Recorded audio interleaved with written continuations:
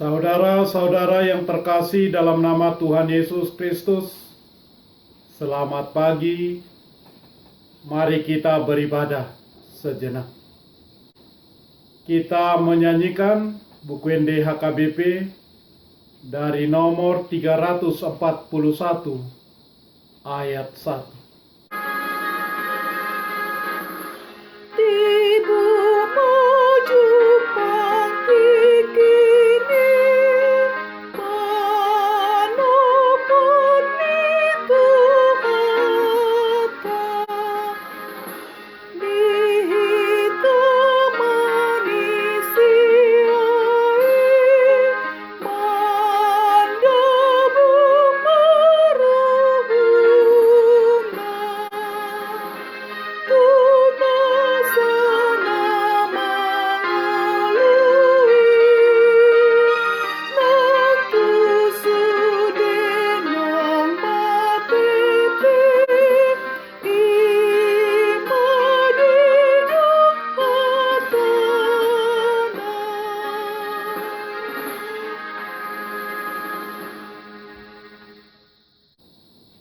Kasih karunia dan damai sejahtera dari Allah Bapa dan dari Kristus Yesus Tuhan menyertai saudara-saudara.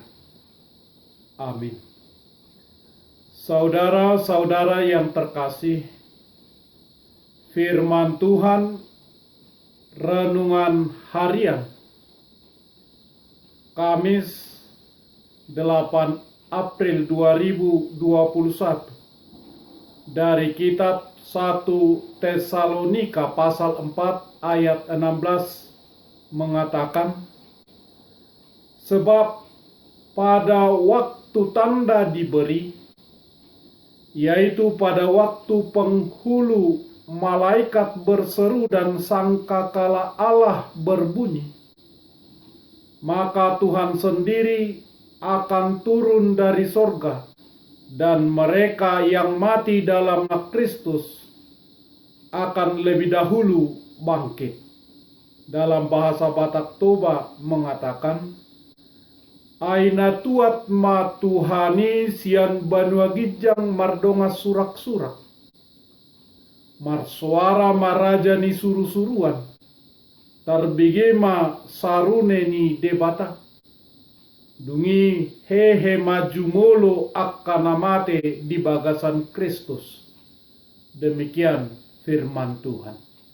Saudara-saudara, pemahaman bahwa tidak ada kebangkitan orang mati dan kedatangan Tuhan sudah dekat sedang berkembang di jemaat Tesalonika, jemaat mula-mula.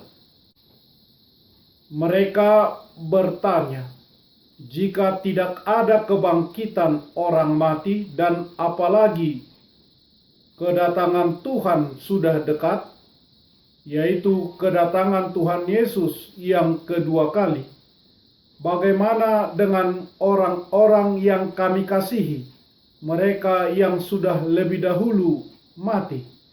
Rasul Paulus menjelaskan kepada jemaat orang-orang Tesalonika tentang penghiburan yang berkenaan dengan peristiwa duka cita yang dialami oleh jemaat Tesalonika karena saudara-saudara terkasih mereka meninggal.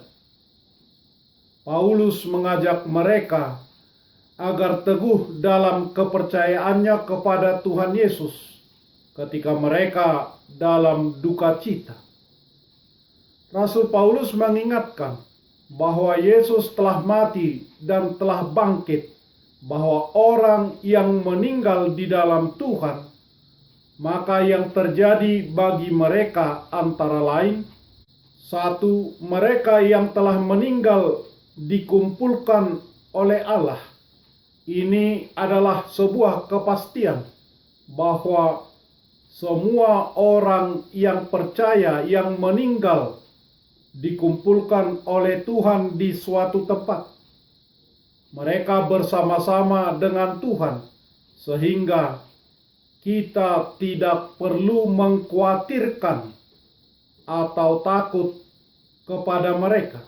Mereka diurus oleh Tuhan, sehingga kita tidak perlu merisaukan mereka. Mereka sudah tenang di sana.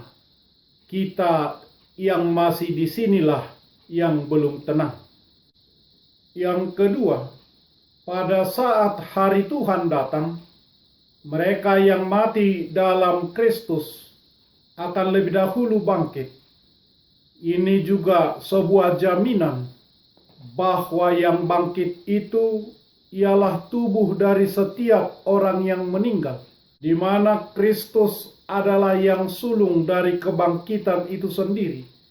Kematian adalah pintu masuk kepada kehidupan berikutnya, sehingga setiap orang yang percaya kepada Yesus tidak takut akan kematian, sebab ada kebangkitan. Rasul Paulus berkata, "Karena bagiku hidup adalah Kristus dan mati adalah keuntungan." Filipi pasal 1 ayat 21. Bahkan kerinduan Paulus ialah beralih dari tubuh sekarang kepada tubuh yang dibangkitkan. 2 Korintus pasal 5 ayat 8. Yang ketiga, kita yang masih hidup diangkat bersama-sama dengan mereka menyongsong Tuhan di angkasa. Ketika Yesus datang kedua kali untuk menghakimi, maka orang yang masih hidup saat itu tidak mati lagi, tetapi bersama-sama dengan orang yang sudah meninggal sebelumnya diangkat oleh Allah menyambut kedatangan Tuhan di angkasa. Kita bersama-sama dengan Tuhan selama-lamanya. Inilah puncak kebahagiaan orang percaya. Kita yang hidup dalam Tuhan akan bertemu kembali dengan orang-orang yang sudah meninggal di dalam Tuhan. Yesus telah mati dan telah bangkit. Yesus membebaskan manusia dari dosa, juga dari kematian. Pertanyaannya, apakah kita hidup dalam Tuhan? Dan apakah kita akan mati dalam Tuhan? Sama seperti yang dikatakan oleh Paulus. Sebab jika kita hidup untuk Tuhan. Dan jika kita mati untuk Tuhan. Jadi baik hidup atau mati, kita adalah milik Tuhan. Maka untuk kesedihan karena kematian anggota keluarga atau teman atau siapapun yang kita kasihi, orang yang percaya kepada Tuhan, penghiburan kita ada di dalam Tuhan Yesus Kristus. Pengetahuan tentang orang yang mati di dalam Yesus sangatlah penting kita miliki. Karena dari sanalah ditemui dan dimengerti adanya pengharapan orang percaya. Namun janganlah hanya sekedar pengetahuan saja, tetapi haruslah percaya akan adanya pengharapan itu. Percaya bahwa mereka yang telah mati dan telah bangkit, percaya bahwa mereka yang telah meninggal dalam Yesus akan dikumpulkan Allah bersama-sama dengan Dia, dan kita juga akan selama-lamanya bersama-sama dengan Tuhan. Saudara-saudara yang terkasih, Kristus Yesuslah yang menghubungkan kita dan yang mempersekutukan kita yang ada dalam kenyataan dengan mereka yang kita kasihi, yang ada dalam kenangan. Amin. Marilah kita berdoa. Ya Tuhan Allah Bapa kami yang di surga, Bapa yang kekal dan yang hidup selama-lamanya. Kami mengingat saudara-saudara kami yang sudah meninggal mendahului kami kembali ke sisi-Mu. Kami tersentuh merenungkan akhir hidup kami dan hari kebangkitan kelak. Kami berterima kasih kepadamu karena Tuhan melahirkan kami kembali ke dalam pengharapan yang hidup, sehingga kami dapat dibebaskan beroleh hidup yang kekal. Berikanlah Roh Kudus kepada kami yang memberi kesaksian bahwa kami telah menjadi anak-anak-Mu yang menjadi pewaris kehidupan kerajaan kekal. Jauhkanlah dari kami hati yang bimbang. Jauhkanlah dari kami hati yang ragu, agar iman kami tetap berpegang teguh kepada Tuhan Yesus. Terangilah senantiasa hati kami, agar selalu siap dan waspada serta tetap tenang untuk menyambut akhir dari hidup kami. Di dalam Tuhan Yesus Kristus Tuhan kami. Amin. Marilah kita menyanyikan buku nyanyian HKBP dari nomor 341 ayat 1.